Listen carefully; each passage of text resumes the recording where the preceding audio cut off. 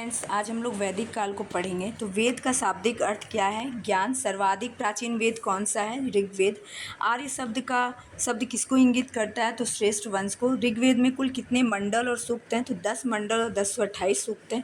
त्रयी नाम किसके लिए प्रयोग किया जाता है? तो तीनों वेदों ऋग्वेद, सामवेद और यजुर्वेद के लिए। यज्ञ संबंधी विधि विधानों की जानकारी किस वेद से प्राप्त होती है? तो यजुर्वेद से।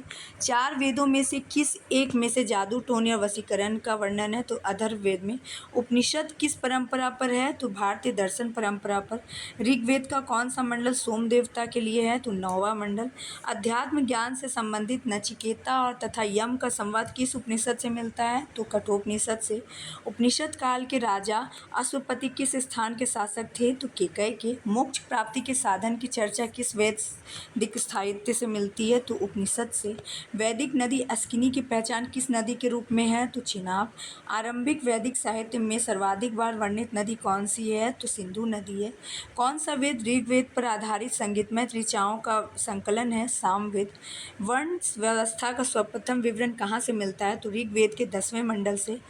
पूर्व वैदिक काल में किन 2 समितियों का राजा पर नियंत्रण होता था? तो सभा और समिति का। वैदिक देवताओं का पुरोहित किसे माना जाता है? तो बृहस्पति को। ऋग्वैदिक काल में निष्क शब्द का प्रयोग एक आभूषण के लिए किया जाता था। परवर्ती काल में उसका प्रयोग सिक्के के लिए किया जाने लगा। पुरुष मेघ प्रथा का उल्लेख शतपथ ब्राह्मण में मिलता है। अच्छा, ऋग्वेद में कौस्तकी और ऐत्रेय ब्राह्मण है। 1028 मंत्र है। अध्येता होत्र है और उपवेद आयुर्वेद प्रजापति है। यजुर्वेद में ब्राह्मण तैत्तिरीय शतपथ ब्राह्मण है।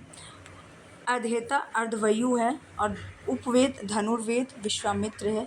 सामवेद में पंचविश, इसे तांडव ब्राह्मण भी कहते हैं, 1875 मंत्र है और अध्येता उद्दाता गंधर्व वेद नारद है। अथर्ववेद गोपथ 6000 मंत्र हैं और इसमें अध्येता ब्रह्म और उपवेद स्वल्पवेद विश्वकर्मा है। वैदिक काल में कुछ शब्द जिसका प्रयोग होता है। गाय के लिए अघन्या, राजा के लिए गोपा, अदिति के लिए गोहंता या गोहन, धनी व्यक्ति के लिए गोमत, युद्ध के लिए गविष्ठ गेसु गम्य, पुत्री के लिए दुहिता, अनाज के लिए धान्य, पशुस्थल के लिए धव्य, उपजाऊ भूमि के लिए उर्वरा और पशुचारण भूमि के लिए खिल्ले और हल से बनी नालियों के लिए सीता का प्रयोग किया जाता है। पारसियों के ग्रंथ जित अवस्था में जिस अहुर मज्जिता का वर्णन मिलता है वह असुरों का देवता कहलाता है। ठीक है, थैंक यू सो मच।